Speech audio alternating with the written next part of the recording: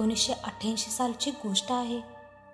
तेव्हा रात्रीच्या वेळेस सहज टॅक्सी किंवा ऑटो मिळायला तो आजचा काळ नव्हता. लोक निमूटपणे बसने प्रवास करायचे. त्यावेळी थिएटरमध्ये दुपारी 12 ते रात्री 12 या वेळेत फक्त सिनेमाचे 4 शो व्हायचे. त्या दिवशी संपूर्ण शहर गाढ झोपले होते, पण रात्र मात्र जागी होती. रात्रीच्या शेवटच्या बसमधून उतरून योगेश चालत चालत त्याच्या घराकडे निघाला होता. ती एक नेहमीसारखीच सामान्य रात्र होती, पण तरी का कुणास ठाऊक योगेशच्या मनात कुठल्या तरी अज्ञात भीतीने सारखी धाकधूक सुरू होती. अधूनमधून त्याला कोणीतरी आपला पाठलाग करत असल्याचे जाणवत होते. कोणाच्याही पावलांचा आवाज ऐकू येत नसला तरी एक काळे सावट आपल्या मागून येत आहे असेच त्याला वाटत होते. रस्त्यावर चिटपाखरू सुद्धा नव्हते, ना रखवालदाराच्या काठीचा रस्त्यावर आपटल्याचा आवाज, ना कुत्र्यांची भुंकणे. रात्र कमालीची सुन्न झाली होती.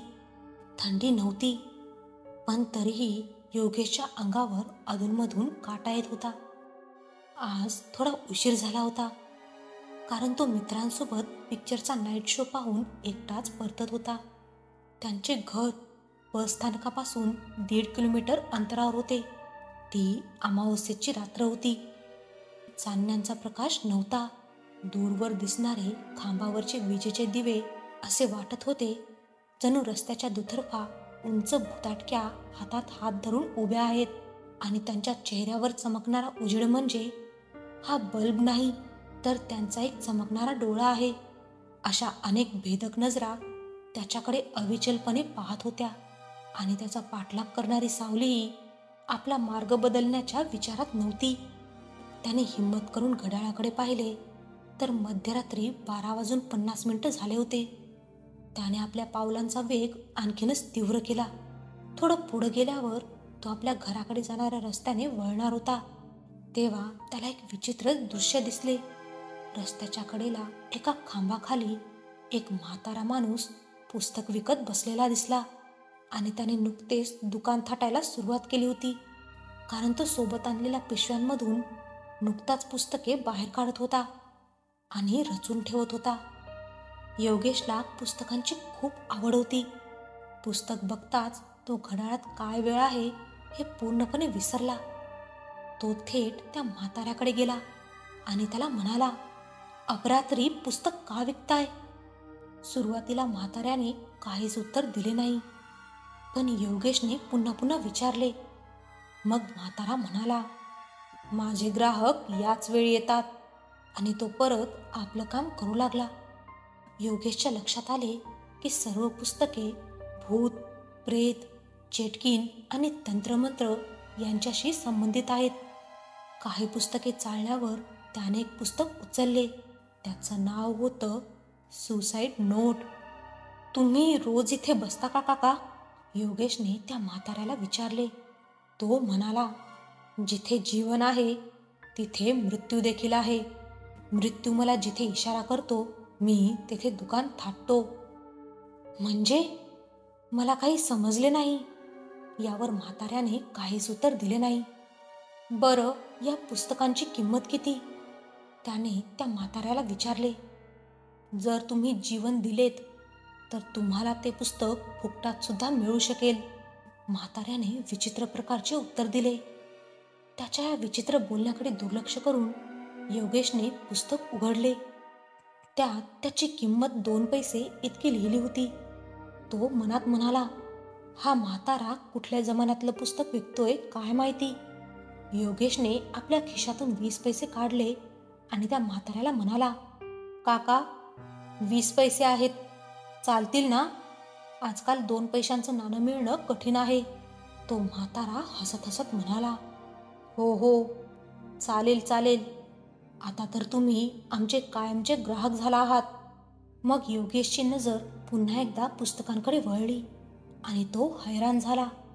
प्रत्येक पुस्तकावर वेगळा विचित्र आणि भीतीदायक चेहरा होता, पण प्रत्येक पुस्तकाचं शीर्षक हे एकच होतं, सुसाईड नोट. हा सगळा प्रकार विचित्र दिसत असूनही का कोण जाणे, पुस्तक खरेदी न करण्याचा विचार देखील त्याच्या मनात आला नाही. योगेश वेगाने घराकडे चालू लागला. 15 ते 20 मिनिटे चालल्यावर तो त्याच्या घरी पोहोचला होता. योगेश पुण्यात इंजिनिअरिंग शिकत होता. तो सधन कुटुंबातला असल्याने त्याच्या आईवडिलांनी त्याला एक प्रशस्त ब्लॉक भाड्याने घेऊन दिला होता. घरी पोहोचताच योगेशने सुटकेचा निश्वास सोडला, पंखा लावला, कपडे बदलले आणि हात धुतले आणि नुकतेच आणलेले पुस्तक घेऊन बेडवर उडी मारली. घरी पोहोचल्यावर त्याला खूप हायसे वाटत होते, खूप बरे वाटत होते. पंख्याच्या वाऱ्याने खिडकीचे पडदे हळूहळू हलत होते. घरी येऊन काही वेळ पडून राहिल्यावर त्याला थोडीशी थंडी जाणवत होती. त्याने पायाने चादर उघडली, भरतकाम केलेल्या उशीवर डोके ठेवले आणि चादर पांघरून पुस्तकाकडे पाहिले. पुस्तकाचं मुखपृष्ठ विचित्रच होतं. क्षणभर त्याला असं वाटलं की मुखपृष्ठावरचा चेहरा खरा आहे. त्या चेहऱ्याच्या डोळ्याच्या बाहुल्या सतत हालत आहेत आणि त्याच्याकडे एकटक पाहत आहेत. त्याने पुस्तकाचं मुखपृष्ठ थोडं दुमडून पाहिलं, तेव्हा मुखपृष्ठासोबत मुखपृष्ठावरचा चेहराही सरकल्यासारखा त्याला वाटला. पण कितीही दुमडलं तरी मुखपृष्ठावरच्या माणसाची नजर मात्र त्याच्यावर सतत खेळलेली होती. त्या पुस्तकाच्या मुखपृष्ठावरून नजर हटवणे त्याला खूप कठीण जात होते. तो चेहरा त्याला काहीतरी सांगू इच्छित होता असेच त्याला वाटत होते. चेहऱ्याच्या अगदी वर गडद लाल अक्षरात पुस्तकावर शीर्षक लिहिलं होतं, सुसाईड नोट. काही वेळ मुखपृष्ठ निहाळल्यानंतर योगेशला पुस्तक उघडून वाचावेसे वाटले, पण थोडेसे जोर लावून कव्हर उघडताच त्याला आश्चर्याचा धक्काच बसला. त्याला लक्षात आले की काही वेळापूर्वी जे विकत घेतले ते आता पुस्तक नसून एक लहान पेटी आहे.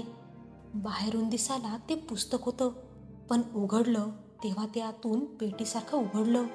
एक लहान पेटी जी आत पूर्णपणे लाल होती. त्यात घडी घातलेला एक कागद होता. त्याने तो कागद काढला आणि तो वाचण्यासाठी उघडला तेव्हा त्याच्या दारावर टकटक झाली.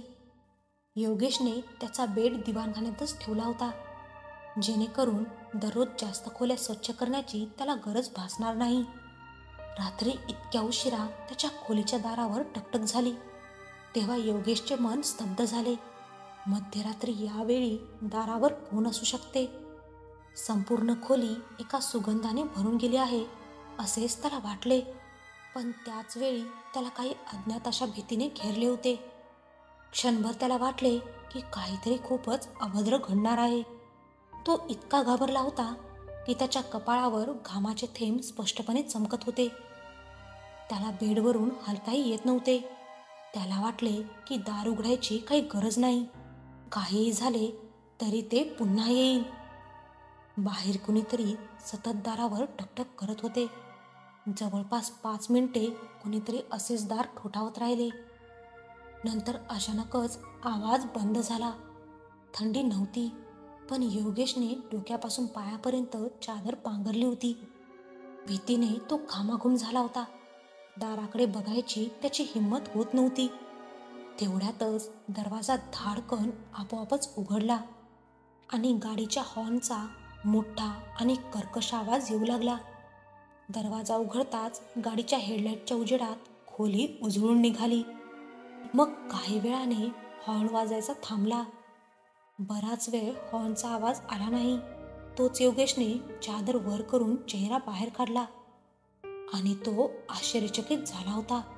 त्याच्या घराच्या बाहेर एक अतिशय महागडी गाडी उभी होती, जिचा मागचा दरवाजा उघडा होता आणि मागच्या सीटवर एक अतिशय सुंदर तरुणी बसली होती. तिने जांभळी साडी नेसली होती आणि ती त्याला तिच्या जवळ येण्याचा इशारा करत होती. कदाचित त्याने स्वप्नातही एवढी सुंदर मुलगी पाहिली नसावी. काय चालले आहे ते त्याला समजले नाही. हॉर्न वाजणे बंद झाले, पण ती मुलगी मात्र त्याला सतत तिच्या जवळ येण्यासाठी इशारा करत होती. त्या मुलीमध्ये काय जादू आहे हे त्याला कळलेच नाही. योगेश बेडवरून उठला आणि तिच्याकडे ओढला गेला. सारं वातावरण एका विचित्र सुगंधाने भरून गेलं होतं. इतकं की योगेश बेधुंद झाला, जणू काही त्याने नशा केली होती. तो सरळ जाऊन गाडीच्या मागच्या सीटवर त्या मुलीसोबत बसला. तो गाडीत बसताच त्याच्या घराचे आणि या गाडीचे दोन्ही दरवाजे आपोआपच बंद झाले. गाडी सावकाश स्टार्ट झाली आणि कुठेतरी निघाली. पण या सगळ्याचा विचार करण्याची ताकद योगेशमध्ये नव्हती. तो सतत त्या मुलीकडे टक लावून पाहत होता. मुलीची जांभळी साडी अधूनमधून चमकत होती, जणू काही तिच्यात तारे लागलेले होते. ती मुलगी हळूच योगेश जवळ आली आणि तिने त्याला घट्ट मिठी मारली आणि हळूच त्याच्या कपाळावर हात फिरू लागली. योगेश तिच्यात पूर्णपणे हरवून गेला. तो स्वतःला इतका विसरला होता की त्याने त्याचे डोके तिच्या मांडीवर ठेवले आणि तिच्या चेहऱ्याकडे तो पाहतच राहिला. गाडी संथ गतीने चालत होती, जणू काही होडीप्रमाणे पाण्यात तरंगत होती. योगेश त्या मुलीच्या प्रेमातच पडला होता. थोड्या वेळाने गाडी थांबल्याचे त्याच्या लक्षात आले. त्याने चेहरा वर करून ड्रायव्हरकडे पाहण्याचा प्रयत्न केला, तेव्हा तो खूप घाबरला. ड्रायव्हर त्याच्याकडे रागीट डोळ्याने बघत होता. त्या ड्रायव्हरच्या चेहऱ्यावरचा राग अंधारातही स्पष्ट दिसत होता. ड्रायव्हरच्या हातात एक मोठा चाकू होता. ड्रायव्हरने क्षणाचाही विलंब न करता थेट योगेशला धडक दिली. घाबरलेला योगेश त्या धक्क्याने बाजूला झाला आणि तो चाकू थेट त्या मुलीच्या पोटात खुपसला. ती मुलगी वेदनेने ओरडत होती. योगेशच्या मनात राग, भीती आणि किळस आणि आश्चर्य यांचे मिश्रण होते. त्याने रागाने पुढे पाहिले. ड्रायव्हर तेथून गायब झाला होता. तेवढ्यातच गाडीच्या समोरच्या काचेवर कोणीतरी ठोठावले. त्याने पाहिले तर बाहेर एक पोलीस उभा होता आणि काठीने गाडीची काच ठोठावत होता. योगेश पुरता गांगरला होता. त्याच्यासोबत बसलेली मुलगी एव्हाना मृत झाली होती, परंतु त्या मुलीच्या मृतदेहाचे डोळे उघडे होते आणि ती योगेशकडे रोखून पाहत होती. आणि इथे हा पोलीस सतत गाडीच्या काचेवर ठोठावत होता. 2 मिनिटे ठोठावूनही दरवाजा न उघडल्याने पोलीस कर्मचाऱ्याने बाहेरूनच गाडीचा दरवाजा उघडला. तोही समोरचे दृश्य पाहून हादरून गेला. त्याने आपल्या होस्टलरमधून एक बंदूक बाहेर काढली आणि योगेशवर रोखली. गाडीतून बाहेर पडा. योगेशकडे दुसरा पर्याय नव्हता. सगळे पुरावे त्याच्या विरोधात गेल्यावर काही न बोलता तो बाहेर पडणेच बरे. तो बाहेर आल्यावर आश्चर्यचकित झाला. गाडी पोलीस स्टेशनच्या व्हरांड्यातच उभी होती. पोलीस कर्मचाऱ्याने आवाज देताच आतून आणखीन पोलीस बाहेर आले आणि योगेशला करकचून पकडले. त्याला आत नेऊन तुरुंगात टाकण्यात आले. मग एक पोलीस शेजारी येऊन बसला आणि त्याला सर्व तपशील कागदावर लिहायला सांगितले. आपली काही मोठी फसवणूक झाली आहे हे त्यांना कसे समजवायचे हे योगेशला समजतच नव्हते. आपण खून केले नसल्याचे तो त्या पोलीस कर्मचाऱ्याला वारंवार सांगत होता, मात्र त्याचे तो काहीच ऐकून घ्यायला तयार नव्हता.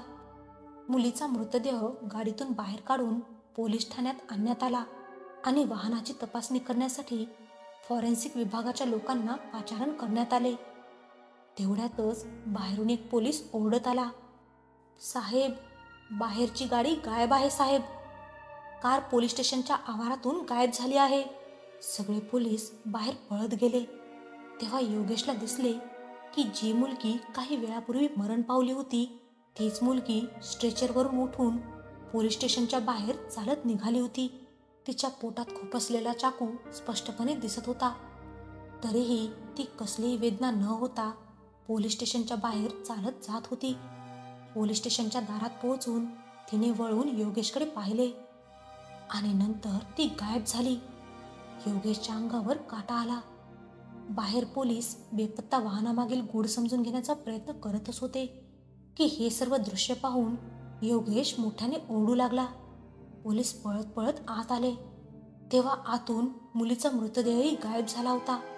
योगेशने आयुष्यात पहिल्यांदाच इतके वर्दीवाले लोक एकाच वेळी थरथर कापताना पाहिले.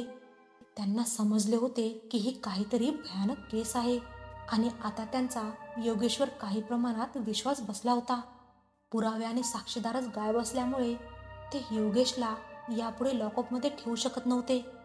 त्या क्षणी त्याला तुरुंगातून बाहेर काढण्यात आले आणि पोलीस जीपमधून त्याच्या घरी परत सोडण्यात आले. रात्रीच्या प्रसंगाने कंटाळलेला आणि वैतागलेला योगेश रात्री घरी आला तेव्हा 2:30 वाजलेले होते. त्याने पाहिले की पुस्तकाच्या रूपातली तीच अवलक्षणी पेटी अजूनही त्याच्या पलंगावर पडून आहे आणि त्यावरील भयानक चेहरा अजूनही त्याच्याकडे रोखून पाहत आहे. त्याने रागाच्या भरातच ती पेटी उचलली आणि घराबाहेर फेकली. त्यानंतर तो थेट त्याच्या पलंगावर गेला आणि बेशुद्ध झाल्यासारखा झोपला. रात्रीची शांतता गडद होत चालली होती. बर्फासारख्या थंडगार स्पर्शाने योगेशचे डोळे हळूहळू उघडत होते. तो खरंच बर्फ होता. जेव्हा त्याला हे जाणवले तेव्हा त्याला कळाले की तो त्याच्या पलंगावर नव्हता, तर तो बर्फाच्या जाड लादीवर पडून होता. त्याचे कपडे बदलले होते आणि आजूबाजूला जमलेले त्याचे सर्व नातेवाईक रडत होते. त्याचे आईवडील त्याच्या शेजारी बसले होते, सतत त्याच्याकडे रडवलेल्या डोळ्यांनी बघत होते. त्याची आई त्याच्या बाजूला उभी राहून त्याच्या डोक्यावर हात फिरवत होती आणि रडत होती. पण हे कसे घडले? तो तर परत येऊन त्याच्या पलंगावर झोपला होता. मग हा नक्की काय प्रकार होता? योगेशला तो जिवंत असल्याचं जाणवलं, पण त्याला इच्छा असूनही हालचाल करता येत नव्हती. त्याचे शरीर मृत शरीरासारखे निर्जीव पडले होते. त्याला सर्व काही जाणवत होते, पण ना त्याचे हृदय धडधडत होते, ना त्याची नाडी चालू होती. त्याच्या नातेवाईकांसह पूर्वी मरण पावलेले त्याचे पूर्वज आणि अनेक भयंकर आत्मे त्याच्या भोवती प्रदक्षिणा घालताना त्याला दिसले. काही हसत होते, काही रडत होते, तर काही शून्यात टक लावून पाहत होते. त्याने तोंडाने बोलण्याचा खूप प्रयत्न केला. तो सर्वांना सांगण्याचा प्रयत्न करत होता की तो जिवंत आहे, पण त्याच्या शरीराचा कोणताही भाग आता त्याच्या ताब्यात नव्हता. काही वेळाने तसेच घडले, जणू काही त्याचा मृत्यू झाला आहे. त्याच्या मृतदेहाला आंघोळ घालण्यात आली. त्याच्या पार्थिवावर फुलांची सजावट करण्यात आली. नागपुड्या कापूस घालून बंद करण्यात आल्या आणि ओठावर तुळशीपत्र ठेवण्यात आले आणि स्मशानभूमीसाठी त्याची अंतिम यात्रा सुरू झाली. त्याला जाणवत होते, पण जिवंत असूनही मृतदेहासारखे पडून राहण्या वाचून त्याच्याकडे पर्याय नव्हता. काही वेळाने स्मशानभूमीत पोहोचल्यानंतर त्याला चितेवर झोपवले गेले. अंधार पडल्यानंतर अंत्यसंस्कार कधीच केले जात नाहीत, पण या अंधाऱ्या रात्री त्याच्यासोबत काय चालले आहे याचे त्याला खूप आश्चर्य वाटले. तिथे ना उजेड होता, ना कोणी मेलेला माणूस, पण तो त्या सर्वांना कसे सांगणार? त्याची चिता रचण्यात आली, त्याच्या मृतदेहावर अंत्यसंस्कार करण्यात आले आणि त्याचवेळी अंत्यसंस्काराचे मंत्रपठण सुरू झाले. त्याची चिता पेटवली गेली आणि त्याचा निर्जीव देह जळत्या आगींच्या ज्वालांमध्ये कैद झाला. त्या ज्वालांमधून त्याने पाहिले की मंत्रपठण करणारा पुजारी दुसरा तिसरा कोणी नसून तोच माणूस होता, ज्याच्याकडून त्याने हे अवलक्षणी पुस्तक विकत घेतले होते. त्या वृद्धाचे डोळे अंधारात चमकत होते आणि त्याच्या हातात तेच पुस्तक होते जे योगेशने त्याच्या घराबाहेर फेकले होते. एखाद्या मेणबत्तीप्रमाणे योगेशचे शरीर चितेच्या उष्णतेने मेणासारखे वितळून स्मशानभूमीवर पडत होते. मग कुणीतरी ते पुस्तक त्या म्हाताऱ्याच्या हातातून हिसकावून घेतलं आणि थेट ज्वालांमध्ये फेकून दिलं.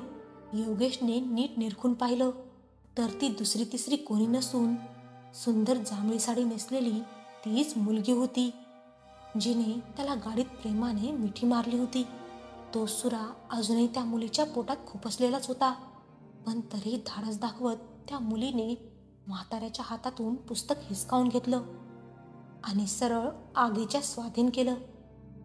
योगेशची चिता धगधगत होती आणि इकडे पुस्तकाला ज्वालांचा स्पर्श झाला. काही क्षणानंतर योगेश स्वतःला बेडवर पडलेला दिसला. नुकतीच सकाळ झाली होती, पण तो खूप आजारी आहे असेच त्याला वाटत होते. तो बेडवर पडला आणि झोपी गेला. तो उठला तोपर्यंत दुपारचे 12 वाजले होते. तो पलंगावर तासभर पडून होता. सारखा कूस बदलत होता आणि अस्वस्थ होता. त्या रात्री त्याच्यावर घडलेल्या प्रसंगाच्या खुणा त्याला अजूनही सतावत होत्या. कसाबसा तो बेडवरून उठला. काही वेळाने आंघोळ करून तो स्वयंपाकघरात गेला आणि स्वतःसाठी जेवण बनवू लागला. पण स्वयंपाकघरात तो एकटाच नव्हता. त्याच्या पाठीमागे तीच रात्रीची जांभळ्या साडीतली मुलगी त्याच्या मागे स्वयंपाकघरात उभी राहून त्याच्याकडे सतत एकटक प्रेमाने पाहत होती. योगेशकडे प्रेमळ नजरेने बघत ती मुलगी हळूच त्याच्याकडे आली आणि त्याला म्हणाली, हा म्हातारा कोणी सामान्य पुस्तक विक्रेता नसून जिवंत देहातून आत्मे काढून घेणारा आणि त्यांना नाना प्रकारे त्रास देणारा क्रूर माणूस आहे. ना तो स्वतः खुश आहे ना तो दुसऱ्याला खुश राहू देतो. त्याने अनेक वर्षांपूर्वी मला मारले आहे आणि तुमच्यासारख्या सामान्यांना अडकवण्यासाठी माझा नेहमीच वापर केला आहे. मृत्यूनंतरही मला त्याची इतकी भीती वाटते की मी त्याची आज्ञा मोडू शकत नाही. त्या म्हाताऱ्याचा आदेश आहे, माझ्यासोबत चल, मला तुला काहीतरी दाखवायचं आहे. आणि त्या मुलीने योगेशचा हात धरून त्याला बेडरूममध्ये नेलं. योगेशने पलंगावर जे पाहिले ते पाहून तो जागच्या जागीच थिजला. बेडवर योगेशचा मृतदेह पडला होता. योगेशचा रात्री स्वप्नात मृत्यू झाला होता. त्याच्या मृतदेहासोबत तेच अवलक्षणी पुस्तक ठेवले होते. ती मुलगी जी स्वतः एक भटकणारी आत्मा होती, ती पुढे गेली आणि तिने ते पुस्तक उघडले आणि योगेशला वाचून दाखवायला सुरुवात केली. रात्रभर योगेशसोबत जे काही घडले ते अक्षराने अक्षर त्यात जसेच्या तसे लिहिलेले होते आणि शेवटच्या पानावर लिहिले होते, मी योगेश माझ्या आयुष्याला आणि भयानक स्वप्नांना कंटाळून स्वेच्छेने आत्महत्या करत आहे. आणि खाली त्याची सही होती, योगेश वसंत कुडाळकर.